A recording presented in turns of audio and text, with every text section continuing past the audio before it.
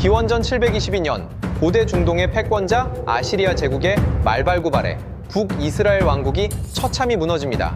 나라를 잃고 사슬에 묶여 포로로 끌려온 이스라엘인들이 도착한 곳은 하브루 강 유역과 메디아의 산악지대, 오늘날 쿠르드인들이 살아가는 바로 그 땅이었습니다. 그 땅의 주인 쿠르드족은 이방인들을 박해하지 않고 이웃으로 받아들였고 두 민족은 고대 아람어로 소통하며 2500년에 기묘한 동거를 시작합니다. 유대인은 도망친 것이 아니었습니다. 제국의 명령에 의해 낯선 땅에 내던져진 것이었습니다. 유대인은 중앙 집권적인 왕국의 기억을 품고 언젠가 회복해야 할 국가라는 개념을 민족의 핵심에 새겼습니다.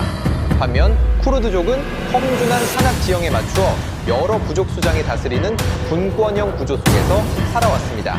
12세기 이슬람 세계를 하나로 모아 십자군에 맞선 영웅 살라딘도 쿠르드계 용병 가문 출신이었습니다.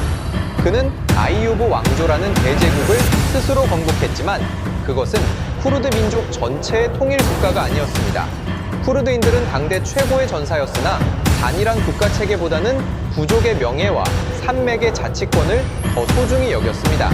이 분권형 구조는 외세의 침략에는 강했지만 하나의 목소리로 외교전을 펼쳐야 하는 현대 국제 질서에서 치명적인 약점이 되었습니다. 20세기 초 제국들의 시대가 저물며 두 민족에게 나란히 국가를 가질 기회가 찾아옵니다. 이 순간 유대인은 치밀한 외교전을 펼칩니다. 1917년 시온주의 지도자들은 영국의 전쟁 자금 조달에 협력하고 군사 기술을 제공하는 실질적인 레버리지로 벨푸어 선언을 이끌어냅니다. 팔레스타인 땅에 유대인의 민족적 고향을 건설하겠다는 영국의 공식 약속이었습니다. 그 결과 1948년 이스라엘이 건국됩니다. 반면 쿠르드는 서구 열강의 정의와 선의에 기댔습니다. 1920년 체결된 세브르 조약은 쿠르드 독립 국가 건설을 조항에 명시하며 그들의 꿈을 현실로 만드는 듯 했습니다. 그러나 현실은 냉혹했습니다. 터키의 강력한 군사적 저항과 석유 이권을 노린 강대국들의 변심 앞에 그 약속은 3년 만인 1923 연 로잔 조약으로 깨끗이 지워졌습니다. 유대인이 강대국의 약점을 쥐고 흔들 때 쿠르드는 자신들을 대변할 외교관 한 명 없이 회담장 밖에서 쫓겨났습니다. 2000년에 방랑을 끝내려던 유대인은 시스템을 장악했고 2500년을 한 땅에 살던 주인 쿠르드는 터키, 이라크, 이란, 시리아 네 나라로 갈기갈기 찢겨 현대사의 미아가 되었습니다. 그러나 쿠르드인들은 포기하지 않았습니다. 1946년 1월 이란 북서부의 소도시 마하바드, 쿠르드 지도자 카지 무함마드는 군중 앞에 섰습니다. 그의 목소리는 떨렸지만 눈빛은 흔들리지 않았습니다. 오늘 우리는 마하바드 공화국의 수립을 선포합니다. 환호성이 터졌습니다. 2차 세계대전 직후 이란에 주둔하던 소련군의 비호 아래 세워진 이 작은 나라는 쿠르드 역사상 최초의 독립공화국이었습니다. 인구 4만, 군대도 외교관도 국제 승인도 변변치 않았지만 그들에게는 마침내 자신들의 깃발이 있었습니다. 하지만 이 기쁨은 11개월 만에 끝났습니다. 소련이 이란과의 협상에서 쿠르드를 협상 카드로 써버린 것입니다. 소련군이 철수하자 이란군이 즉각 징역했고 공화국은 순식간에 무너졌습니다. 카지 무함마드는 체포되었고 1947년 봄 마하바드 광장 한복판에서 교수형에 처해졌습니다. 그가 독립을 선포했던 바로 그 자리에서였습니다. 11개월. 이것이 쿠르드인들이 처음으로 그리고 오랫동안 마지막으로 가져본 독립국가의 수명이었습니다. 1970년대 초 사방이 적대국에 둘러싸인 이스라엘은 이라크를 흔들기 위해 산맥 속에 고립된 쿠르드를 찾습니다. 이것은 형제애가 아닌 차가운 국가 이익의 산물이었습니다. 이스라엘은 미국, 팔레비 왕조의 이란과 함께 쿠르드 반군에게 무기와 자금을 지원하며 이라크의 내부를 흔들었습니다.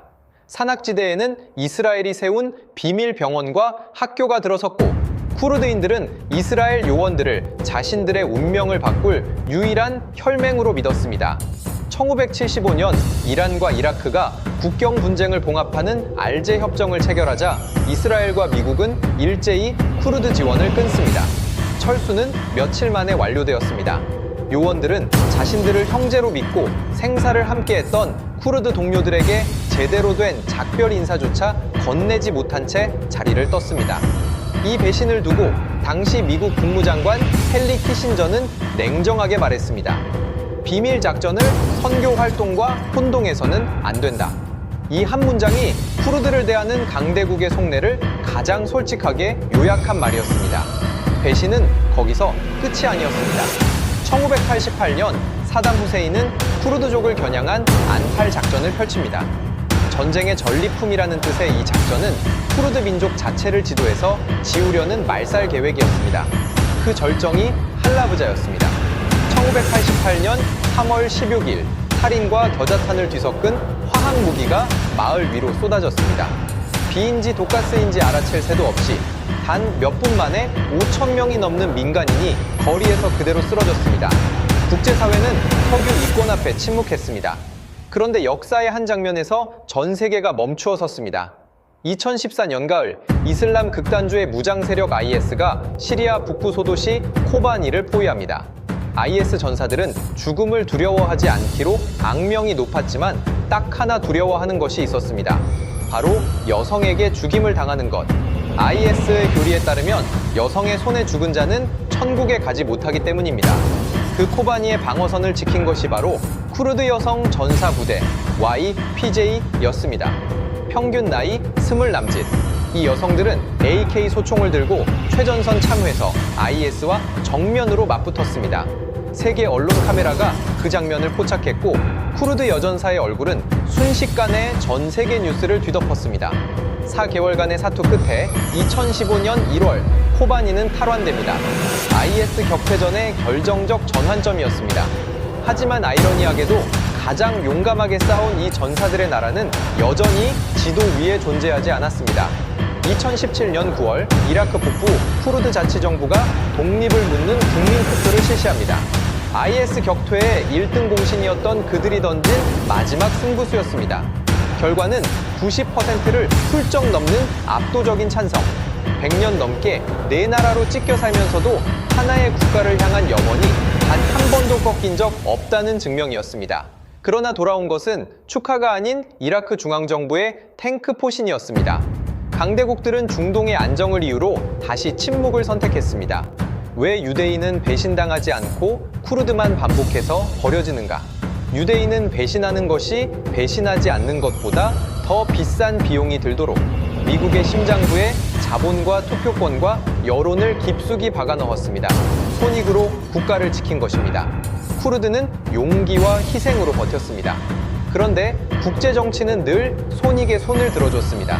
전 세계가 반대할 때 유일하게 찬성 깃발을 흔들어준 나라는 이스라엘 뿐이었습니다. 40년 전 그들을 버렸던 나라가 보내는 뒤늦은 연대였을까요?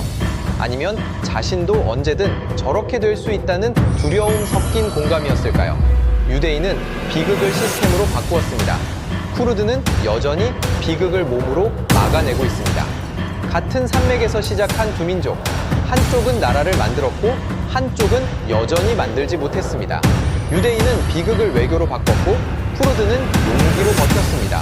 그런데 국제정치는 용기보다 외교에 손을 들어줬습니다. 늘, 그리고 반복해서. 4천만 쿠르드인의 이야기는 아직 끝나지 않았습니다. 그리고 그 이야기가 불편하게 느껴진다면 어쩌면 그건 우리 자신의 이야기와 어딘가 닮아 있기 때문일지도 모릅니다.